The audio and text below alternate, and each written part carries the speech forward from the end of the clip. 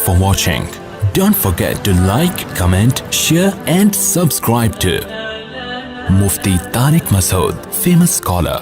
इधर मर्दान से हमारे एक दोस्त आए हुए मिलने के लिए.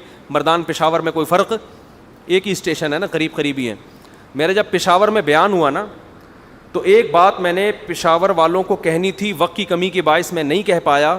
फिर मैंने कहा दोबारा पता नहीं कब पेशावर जाना होगा, एहतमाम से ये बात कहूँगा, लेकिन पहले ही पार्सल कर दो तो अच्छा है. ये मैं आपसे कह रहा हूँ, स्पेशल पेशावर पे क्लिप बना के ये मेरा क्लिप चलाना है. सही है ना. पेशावर वालों से खुसूसी खिताब. पेशावर में फ़िक़्ह हनफ़ी के ख़िलाफ़, मर्दान में, पेशावर में, इन तमाम इलाक़ों में बहुत काम हो रहा है. लोग आएंगे आपको हदीसें दिखाएंगे, ये देखो इमाम हनीफ़ा ये कहते हैं और हदीस में ये. उनके जवाबात तो हम देते रहते हैं कि कोई भी आपको हदीस इमाम हनीफ़ा के ख़िलाफ़ लेकर आओ, हमसे मतलब पूछो. मैंने तो यहाँ इजाज़त दी हुई है, पर्चा लाओ, पर्चों पे लिखो, मैं बताऊँगा जवाब उसका. और हमारे यहाँ पहले से सेलेक्टेड पर्चे भी नहीं होते कि जो मैं कहूँगा वही लिखना है, उसके अलावा कुछ पूछा छोड़ूंगा नहीं मैं तुम्हें. ठीक है ना. ठीक है, ऐसा भी नहीं होता. और हमारे यहाँ ये भी नहीं है कि मखसूस लोगों को कमरे के अंदर आने की इजाज़त हो. मस्जिद के 2 दरवाजे इधर से खुले हुए हैं. गार्ड बस ये चेक करेगा बम तो नहीं लेके आ रहा. बम नहीं है, आ जाओ भाई. समझते हो. हाँ, ऐसा सवाल जिससे फ़िरक़वारियत फैलती है वो मैं स्किप कर देता हूँ. वो इसलिए नहीं कि जवाब मुझे नहीं आता, बल्कि हर बात अगर बयान कर दी जाए तो इस्लाह के बजाय क्या होता है, इससे फसाद फैलता है. किसी के अंदर कोई ख़राबी है, अलग से छाँव में ले जाके उसको समझाया जाए, उसका नाम लेके सारी दुनिया के सामने इस तरह आप रुस्वा कर दें, तो इससे बजाय फ़ायदा होने के उल्टा क्या हो जाता है. तो ऐसे सवाल मैं स्किप करता हूँ. या मेरे पर्सनल लाइफ के बारे में लोग पूछ रहे होते हैं बाज़ दफ़ा, वो हर बात बताने की नहीं होती. तो वरना मैंने तो ओपन इजाज़त दी है भाई. और हमने तो इतना बड़ा ज़र्फ़ रखा हुआ है यार, हमें जवाब नहीं आएगा तो बोल देंगे अभी मुझे मालूम नहीं है इसका जवाब. तो इसमें कौन सा मसला है ये भाई. जो जवाब नहीं आया आदमी बोल दे मुझे नहीं पता यार, तहकीक करके बता देंगे बाद में. तो पेशावर ये पूरी बात आनी चाहिए, ये जो मैंने शुरू से की हुई है. तो पेशावर वालों से मैं एक बात कहता हूँ, देखो पेशावर में जब इस्लाम आया है ना, फ़िक़्ह हनफ़ी की शक्ल में ही आया है. 1200 साल से पेशावर में इस्लाम आया हुआ है. तो जो 1200 साल पहले आया था ना, वही इस्लाम आज तक चल रहा है. उसके अलावा कुछ और अगर होगा तो वो नया फ़िरक़ा होगा, वो वाला नहीं है जो उस वक्त आया. पूरे बर्रे सग़ीर में जो इस्लाम आया है, बांग्लादेश में, बर्मा में, और अल्लाह भला करे दिल्ली में, सहारनपुर में, पाकिस्तान में, लाहौर में, मुल्तान में, खानेवाल में, कराची में, चाहिए ना, ये आज नहीं आया इस्लाम. ये कब आया है? ये 1200-1300 साल पहले इस्लाम इन मुल्कों में आ चुका था. उज़्बेकिस्तान, ताजिकिस्तान, बुखारा, समरकंद, ये तमाम इलाक़ों में फ़िक़्ह हनफ़ी आया है. मलेशिया में फ़िक़्ह शाफ़ी आया है. समझते हो. तो ये अगर गलत होते, इसका मतलब दुनिया में जब असल इस्लाम आया था वो गलत आया था. अब कौन सा वाला आ रहा है? तो ये खुद एक बहुत बड़ा सवालिया निशान है कि अब इस्लाम आ रहा है. बर्रे सग़ीर में तो 1200 साल से घास खा रहे थे कि हम यहाँ पे. जितने बड़े बड़े कमांडर बर्रे सग़ीर में गुजरे हैं, जो हिंदुओं से लड़े हैं, जो सिखों से लड़े हैं, जो गैर मुस्लिमों से लड़े हैं, सारे हनफी हैं. कोई एक भी हनफियों के अलावा नहीं दिखा सकते आप तारीख में. समझते हो. महमूद गज़नवी क्या था? ये फ़िक़्ह हनफी को फॉलो करता. टीपू सुल्तान क्या था? ये जितने हमारे निजात दहिंदा आए हैं, जितनी खिलाफतें, जितनी हुकूमतें, पेशावर में आज भी बड़े बड़े किले हैं. फिर अंग्रेज़ों के ख़िलाफ़ लड़ाई किसने लड़ी है? ये सब हनफियों ने लड़ी है. एक साहब कहने लगे कि अब हमारा मसलक पेशावर में अल्हम्दुलिल्लाह तेज़ी से फैल रहा है. तो उन्हीं के मसलक के दूसरे आदमी ने कहा कि यार फिर 1200 साल पहले क्या आया था और 1000 साल से क्या था, अगर अब हमारा मसलक फैल रहा है तो या तो हम गलत हैं या 1200 साल से ये घास खा रहे हैं. तो इस बेस पर वो हनफी हो गया कि यार ये क्या है. तो फ़िक़्ह हनफी पर जितने एतराज़ात करते हैं ना कि कुरान और हदीस के ख़िलाफ़, ये एतराज़ात इनके बनाए हुए होते हैं और कोई सही आदमी जवाब देने वाला मिला नहीं होता. इस वजह से वो अबू हनीफ़ा पर एतराज़ात. अबू हनीफ़ा को जो अल्लाह ने इतनी इज्जत दी है ना कि 50% से ज़ायद मुसलमानों ने अकेले अबू हनीफ़ा को फॉलो किया है. ये इज्जत इसलिए नहीं कि अबू हनीफ़ा उनके मामू या चाचू लगते थे, इसलिए कि अबू हनीफ़ा के दलाइल की जो क़ुव्वत थी, वो क़ुव्वत में बाकी तमाम फ़ुक़हा पर क्या थे, वो गालिब थे. जो तफ़क्कुर और बसीरत अल्लाह ने अता फरमाई थी. हम दूसरे फ़ुक़हा का भी एहतराम करते हैं. इमाम शाफ़ी के हम खाक के बराबर भी नहीं हैं. इमाम अहमद बिन हम्बल जो इमाम बुखारी के उस्ताद हैं, हम अपने आप को उनकी खाक के बराबर भी नहीं समझते. इमाम अबू हनीफ़ा की फ़जीलत बयान करने का मकसद दूसरे फ़ुक़हा की तौहीन नहीं है. बताना ये मकसद है कि जिस فقیہ پر دنیا اعتراض کرتی ہے نا کہ ان کے یہ مسئلے قرآن و سنت کے خلاف ہیں، تو ان کے علم میں کمی ہوتی ہے، ان کی بصیرت میں کمی ہوتی ہے، اس وجہ سے ان کو لگتا ہے کہ قرآن و سنت کے خلاف، حقیقت میں قرآن و سنت کے خلاف نہیں ہوتا۔ جھینگے کا مسئلہ دیکھ لو، کیکڑے کا مسئلہ دیکھ لو، بہت سے لوگ کہتے ہیں یار یہ کیکڑا جو ہے نا تو قرآن میں آتا ہے احل لکم صید البحر، تمہارے لیے سمندر کا شکار حلال ہے، تو کیوں ابو حنیفہ نے پابندی لگا دی کیکڑا کھانے پر؟ ایک صاحب مجھ سے الجھ پڑے کہ یار یہ تو قرآن میں صاف ہے کہ سمندر کا شکار حلال ہے۔ میں نے کہا یار یہ بات مجھے بتاؤ، تمہاری سمجھ میں آ رہی ہے کہ قرآن میں صاف ہے کہ سمندر کا شکار حلال ہے، تو اس کا اگر یہ مطلب ہے تو پھر کوئی ایک صحابی تو دکھاؤ جنہوں نے کیکڑا کھایا ہو بھائی، کوئی ایک تابعی تو دکھاؤ جنہوں نے کیکڑا کھایا ہو، کیوں نہیں کھاتے تھے اس وقت؟ قرآن کی آیت کا مطلب احل لکم صید البحر، یہ حرم سے متعلق ہے۔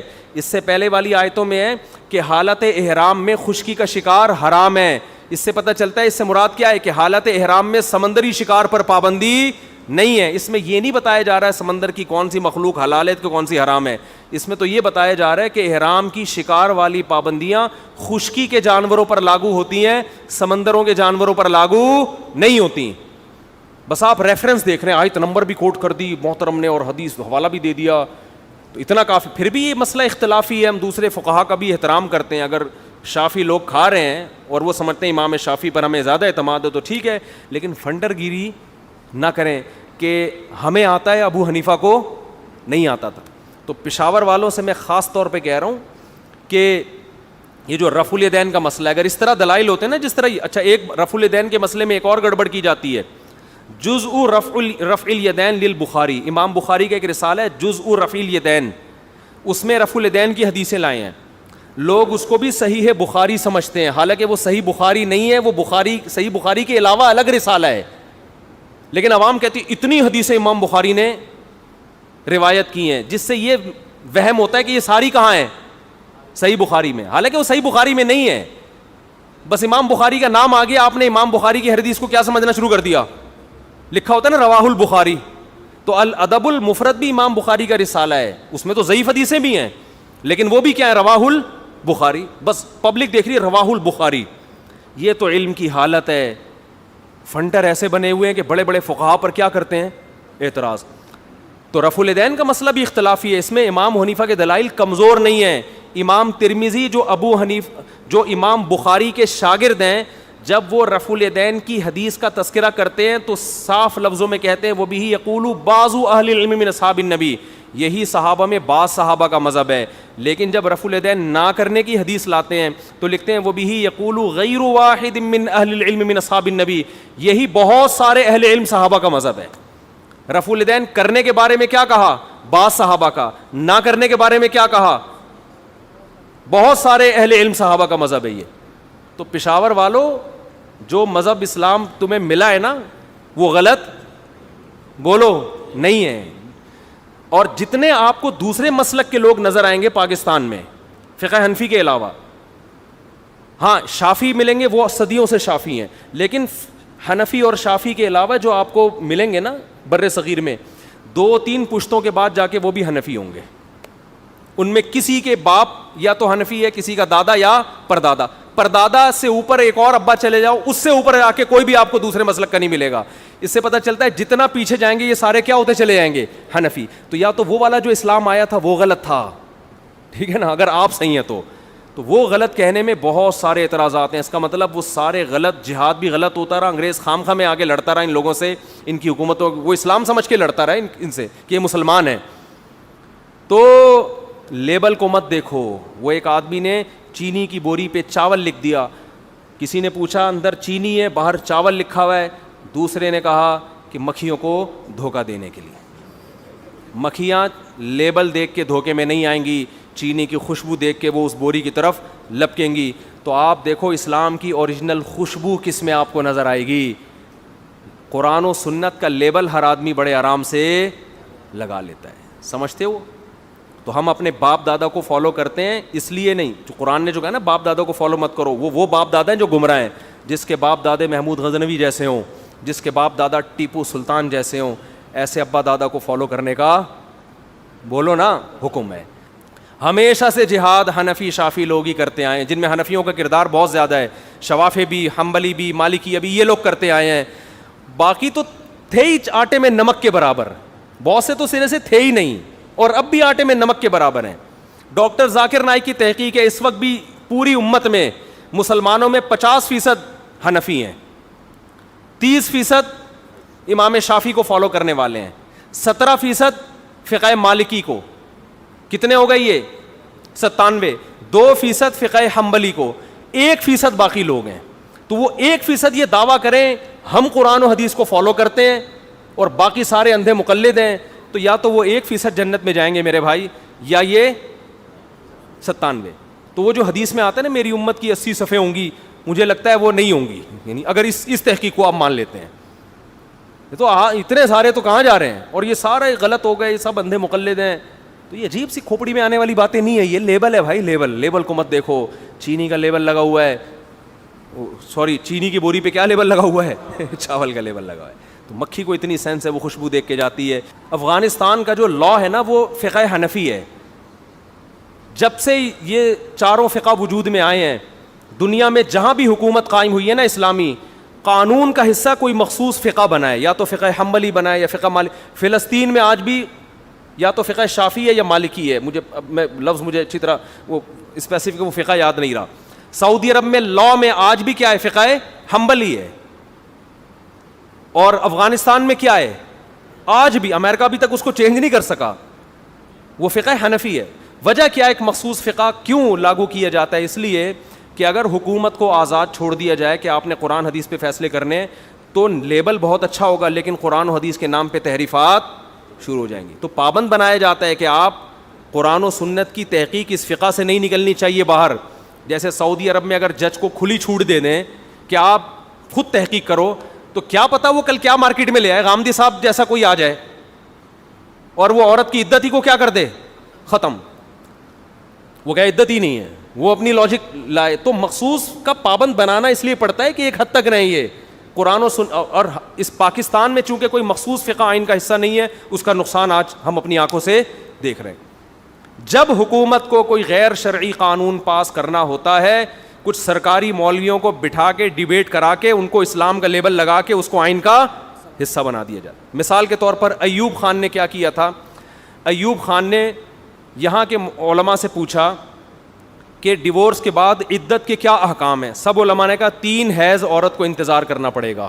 کتنے حیض؟ 3 حیض. اس سے پہلے عورت کہیں اور شادی بولو نہیں کر سکتی. اس نے کہا یہ 3 حیض تو ہر ایک کے مختلف ہوتے ہیں. پھر اس نے دوسری شادی پر پابندی کی بات کی تو علماء نے کہا دوسری شادی پر پابندی نہیں لگ سکتی. اور بہت سارے مسائل ہیں. طلاق میں وہ یہ چاہتا تھا کہ حکومت کے پاس یہ معاملہ آئے طلاق کا، ڈیورس کا، مرد کو جو اختیار ہے نا جب چاہے طلاق دے دیتا ہے، یہ گورنمنٹ اس میں انوالو ہونی چاہیے. تو علماء نے کہا گورنمنٹ اس میں انوالو نہیں ہو سکتی. اس نے کیا کیا، اب وہ آئین سے قرآن و سنت کو تو نہیں نکال سکتا تھا نا ایوب خان، وہ یہ تو نہیں کر سکتا تھا کہ آئین سے یہ شق نکال دے کہ قرآن و سنت کے خلاف بھی قانون بنے گا. اس نے کہا کوئی بات نہیں، قانون اپنی مرضی کا ہوگا، لیبل اس پہ کون سا لگائیں گے. تو مارکیٹ میں ہر طرح کے مولوی مل جاتے ہیں. اس نے مصر سے ایک ماڈرن قسم کے مولانا کو بلوایا، ماڈرن جو اپڈیٹ قسم کے 3 پیس سوٹ ٹائی میں بڑے زمانے کے حساب سے چلنے والے، جو بالکل غامدی ٹائپ کے آدمی تھے. انہوں نے کہا ایکچولی یہ جو 3 حیض ہے نا اصل میں یہ 90 دن ہے. کتنا ہے؟ تو عدت 3 حیض نہیں ہے بلکہ کتنے ہیں، 90 دن. 3 مہینے 90 دن کے ہوتے ہیں. تو وہ اجتہاد کر کے یہ گنجائش ہے، چلو بھائی 90 دن ہو گئی. اس نے کہا کہ طلاق کے بعد اسلام نے یہ بھی کہا ہے کہ رجوع بھی کر سکتے ہو. تو اور پھر قرآن نے یہ بھی کہا ہے کہ میاں بیوی میں جھگڑا ہو جائے تو ایک ثالثی بھی ہونا چاہیے. تو یونین کونسل وہ کیا کرے گی، ثالثی کا کردار. قرآن نے تو صرف اتنا کہا تھا کہ وہ ثالثی کر کے دونوں میں جوڑ پیدا کرے گی. جوڑ اگر دونوں چاہیں گے تو جوڑ ہو جائے گا. انہوں نے اس یونین کونسل کو طلاق کے اختیار بھی دے دیے کہ مرد جب طلاق دے گا تو یونین کونسل سے رجسٹر ہونا ضروری ہے، چاہے جتنی مرضی دے دے. سمجھتے ہو؟ خیر اتنے تحریفات کرتے کرتے کرتے کرتے اس کو قانون کا حصہ بنا کے پوری قوم پہ کیا کر دیا، تھوپ دیا. اور کہا یہ دیکھو یہ مولوی ہے اور یہ ہر مسئلے پر دلیل کہاں سے دے رہا ہے، قرآن سے. اس وقت علماء نے، جس میں خاص طور پر مفتی ولی حسن ٹونکی رحمۃ اللہ علیہ نے بہت کتابیں لکھی کہ یہ بالکل قرآن و سنت کے خلاف ہے، لیکن کسی نے ان کی نہیں سنی, گورنمنٹ نے نہیں سنی. اس نے کہا آپ کی مرضی کا قرآن نہیں مانتے ہم وہ مانیں گے جو ہماری سمجھ میں آئے گا. تھوپ دیا ہمارے اوپر.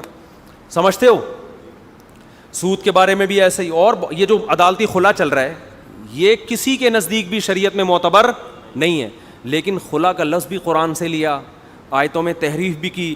جنرل مشرف نے قرآن و سنت کا لیبل لگا کر اس کو پوری امت پہ کیا کر دیا, تھوپ دیا. اگر کسی مخصوص فقہ کے پابند ہوتے تو یہ حرکت بولو نہ ہوتی, کیونکہ یہ چاروں فقہ میں قرآن و سنت کی تشریح ہو چکی ہے. تو پھر عدالت پابند ہوتی, بھائی آپ کو اس تشریح سے ہٹنے کی اجازت نہیں. جیسے سعودی عرب کی عدالت پابند ہے. آپ کو پتہ ہے سعودی عرب میں نجی محفل میں تو مفتی فتویٰ دے دیتے ہیں 3 طلاق ایک ہوتی ہے. سعودی عرب کی عدالت یہ فتویٰ نہیں دے سکتی. سعودی عرب کی عدالت میں کوئی جائے گا نا کیس لے کے 3 طلاقیں دی, عدالت سے جو حکم صادر ہوگا وہ کیا ہوگا 3, کیونکہ عدالت کس کی پابند ہے, فقہ حنبلی کی. تو تحریفات ہوتی چلی آ رہی ہیں. تو اس بیس پر تو میں پشاور والوں سے خاص طور پہ کہتا ہوں کہ اپنے اس مسلک کی حفاظت کرو جو تمہیں وراثت میں ملا ہے. اور یہ باپ دادا کی اندھی تقلید نہیں ہے, کیونکہ قرآن نے جن باپ دادوں کی تقلید سے منع کیا وہ گمراہ باپ دادے تھے جو خود مشرک, خود گمراہی پہ تھے. ہم جن باپ دادوں کی بات کر رہے ہیں یہ وہ ہیں جو انگریزوں سے لڑتے آئے ہیں, جنہوں نے بر صغیر میں اسلام کی حفاظت کی, جنہوں نے عقیدہ توحید کی حفاظت کی, جنہوں نے بدعات کا خاتمہ کیا. ہم ان باپ دادوں کی بات کر رہے ہو. اگر ان باپ دادوں سے آپ اگر ہٹ گئے تو یاد رکھو بے لگام اونٹ ہو, پھر آپ کی بریکیں فیل ہیں. پھر کوئی بھی قرآن و سنت کے نام پہ کہیں بھی لے جائے آپ کو تو امت کا جو اتحاد ہے وہ کیا ہو جائے گا, پارا پارا ہو جائے گا. آپس میں لڑنا شروع کر دو گے, کفر کے خلاف متحد نہیں ہو سکتے. ہاں بدعت کے معاملے میں کسی کو فالو نہیں کرنا. تو بہت سی بدعات ایسی ہیں جو فقہ حنفی میں گھسیڑی گئی ہیں, حالانکہ فقہ حنفی کا ان سے تعلق نہیں.